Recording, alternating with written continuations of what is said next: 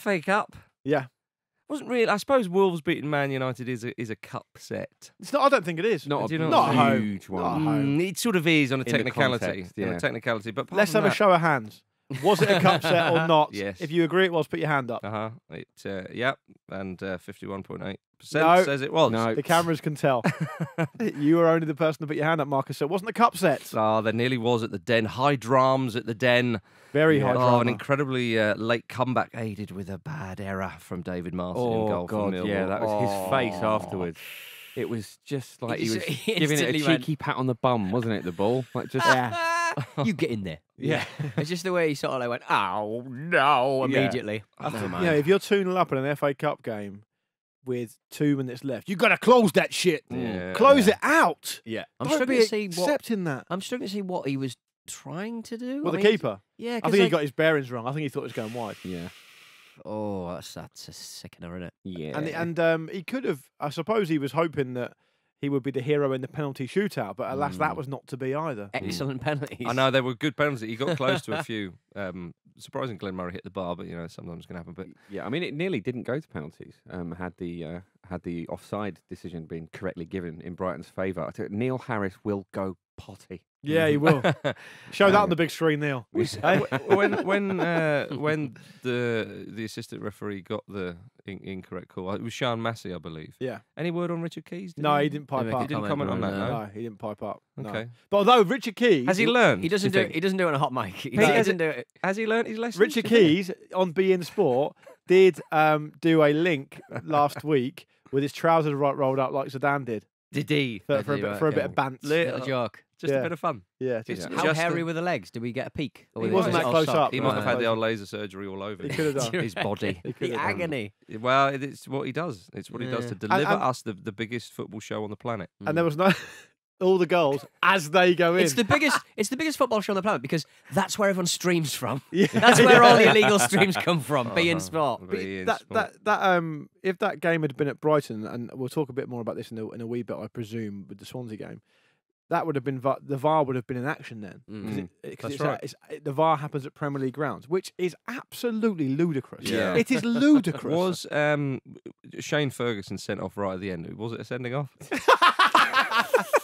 And do you know what was funny was because obviously it was a little bit tricky for maybe a few people didn't see it. Jermaine Genius being one of them, going, "Oh, it seems a bit." And you saw the replay. You went, yeah, no, that's a definite red. Yeah. It was, Neil Harris was fuming. it was like someone going, "No, I think he's innocent," and then they show them a very comprehensive documentary. Yeah. No, I'm Pretty sure, yeah. Can I change that? Yeah. Neil Harris, after the game, on the radio post-match interview, he said, "He's our best penalty taker. He's our best penalty taker. It was a moment of madness." Oh, he's annoyed at Shane Ferguson, Yeah. presumably. Yeah, so it's a bit of a He's shame. annoyed at the referee. I know you're about to send him off. We're about to have a penalty shootout, and you're ruining the game. Did he learn that at Newcastle, Pete? He's an ex-Newcastle player. Yeah, he isn't was, Shane yeah, Ferguson? back then, But it was so petulant, wasn't it? It was so just clearly an expression of frustration with how the game had gone. Yeah. You could see it in his face. You know, it's one where the sort of body language tells you the whole story of why he's I done was- that. Should have I gone was in on his own convinced. keeper. I was convinced Millwall were going to go through. Yeah. Their record against top flight teams in the FA Cup at home is so good. They started so well.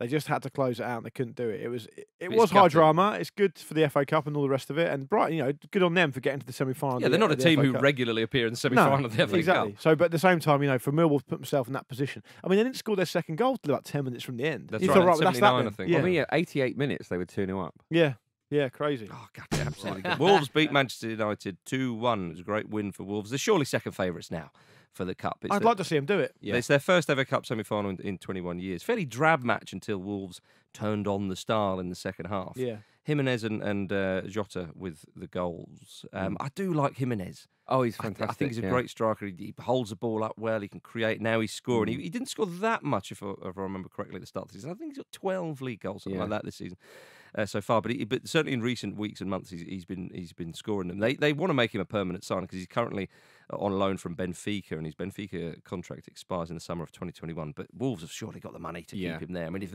they finish top half, which surely they will, and they get to an FA Cup final, if they can beat Watford. And dare we suggest even win the competition? You know? Yeah, what an incredible season that would be. And whatever happens now, it's going to be an incredible season for them because I think Diego Jota and Ruben Neves were getting a lot of the plaudits at the start of the season, but Jimenez has really sort of come to the fore as well, and it's nice to see him starting to get that credit because he always looked very, very good player. I am partially gutted to see Man United go out, just because I love the way that Ole Gunnar Solskjaer says cups. Yeah. We're still in the cups. Yeah. Yeah, yeah. Can we? Well, why don't you give him a call and say, can you refer to the Champions League as the European Cup? Would that be? Yeah, maybe he might do that. I wonder if this is a bit of a thing to be worried about for Man United fans, because I felt that Ole Gunnar Solskjaer got a little bit out-tacticked in the second half, and I felt like he didn't really know what to do. And although with Rashford, the score goes down as 2-1, Rashford really did a cosmetic job on the scoreline. Yeah. Another late goal. Exactly. How many late goals were there? Loads, yeah. Well, every Premier League game, I think. There was loads, yeah. Every FA Cup game apart from Watford Palace. But really, that was Wolves' game, wasn't it? It looks like it complete squeaked consolation. but they didn't squeak it at all. That's right. You wonder whether once the if and when, I mean, I might be underselling Solskjaer, but even when the sort of bounce, the feel-good factor sort of disappears, and it's like, yeah, he was one of our own, and he's great, and he harks back to a great era and all this kind of stuff. But ultimately, as we said before, just not being Jose Mourinho isn't a plan. It's worked so far, but Nuno, who's decent coach, I think, and quite well respected, he's changed it up. They were far better in the second half, and it didn't really feel like United could react. It felt like a couple of their midfield players sort of checked out a little bit, really. I tell you what, with Santo, like, I know you can say that Wolves have spent money and they've got good players, but my goodness, he's taken to the Premier League. He's done well, yeah. I know that was the FA Cup, but you get the point. And because, Fulham spent a load of money, you can look at so many other examples. He is really taken very well to the league. It's very impressive. It is. I mean, because they, as we've said before, throughout the season, they've clearly got an identity. You know what their plan A is. They have a very, very distinct style, which they generally use. But there is also a plan B, as we saw at the weekend, and they look like they've been there for years, don't they? I know. They look like. I mean, I think Wolves have always underachieved generally, not always underachieved, but they're a very, very big club with a history that's significant. And I feel like, looking at them now, it's almost like the club that they always should have been. Does that make sense? I know what you mean. For so many years, they were in the second tier and were always just missing out on They came promotion. up to the Premier League in 2003. Yeah, they did come up. And it was a case of they finally did it. Sponsored by Doritos. Yeah, so Alex Ray was running but things. I'll tell you, excellent that season. One way you could give Nuno credit, I think, is if you look at some of the players that they've had that he's improved, they didn't sign for big money. So Connor Cody's done brilliantly. Absolutely. And he was there before. Ryan Bennett. Absolutely. Doherty as well. And also, something we should definitely highlight, João Moutinho cost £5 million. That's an and he's got 100 odd caps for Portugal. He is an signing. elite, top quality senior pro at 32. He still looks good, can operate in that midfield nicely. He's got everything. Nothing phases him. And if you put a player like that into a newly promoted side, it just gives everyone a bit of a lift because they think, do you know what? Follow his example. He's not going to be fazed by this. And I think you can go back to when they drew with Man City in the Premier League, 1-1, and they went for it. And they've maintained this attacking style pretty much the whole season. It's not always been brilliant. I mean, they've had some poor results. Haven't they lost twice to Huddersfield this season? I can't remember. They've had a couple of negative results anyway. But overall, they've stuck to their plan and they've done well. Now they're in the semi-final of an FA Cup.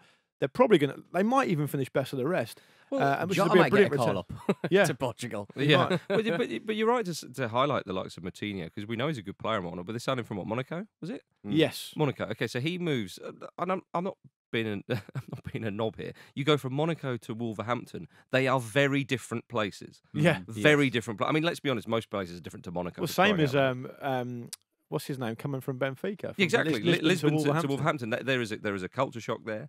You don't have the sunshine. You don't have this, that, and the other. You've got to keep those players interested because Moutinho, he could turn up and just think, you know what, I'm a long way from home. I'm 32. Do I fancy it? You know, what about the Chinese league and all the rest of it? You've got to keep you've got to make sure. Yes, the player takes individual responsibility, of course, but you've got to make sure that their desire is there. You've got to make sure that their hunger's there and whatnot. And I presume Santo has played a part in that. And as I say, the individual does as well. And people often talk about that about Cristiano Ronaldo, the desire to still keep going. Yeah. And you've got to have that. You've got to create it all. And he has done that quite magnificently. They've done a lot of work there. I was up at Molineux earlier in the season. And they showed me around and all that kind of stuff. And they've done almost similar to what Shakhtar got a lot of Brazilian players. That's right. It's like a real community around there. yeah, There's a couple of Portuguese cafes that have popped up, and they're spotted in there from time to time. Did you have a natter, did you?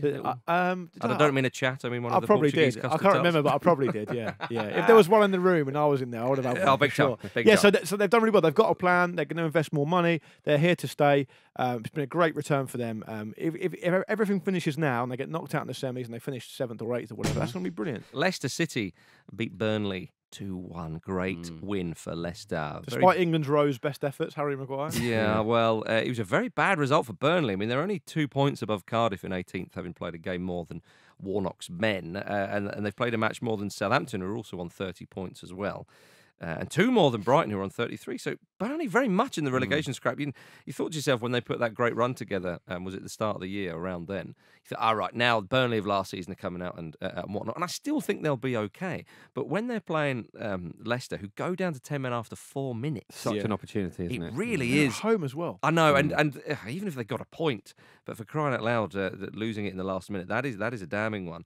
But Maddison scored a great free kick, did he not? Yes, he did. Lovely Because one. he's been patchy of late, hasn't he? As we discussed a little while ago. So that's an important performance for him, especially with Big Brendy coming in. Yeah. He's a great player. He could be, if he sticks around, yeah. he could be one of the founding fathers of the new Brendan Rodgers regime. Founding fathers. Yeah. Love that. Yeah. Did you think...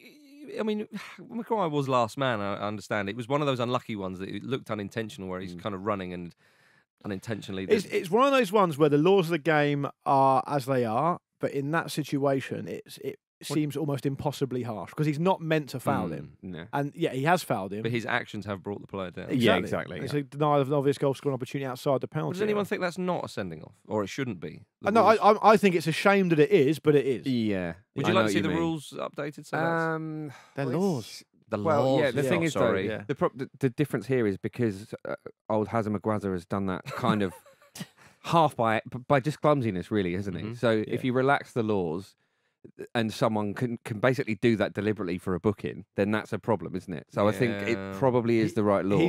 And otherwise, you're getting into the weird sort of territory of where the referee has to decide whether the player meant to do it or not. True. Yeah. I preferred it when Harry Maguire used to ride unicorns in swimming pools. Last summer. That was his best era. Just on the Burnley thing, they started really poorly this season, didn't they? Because they had the Europa League and that complicated things. And you're right, they went on that run, and now they've lost 4 Premier League games in a row now.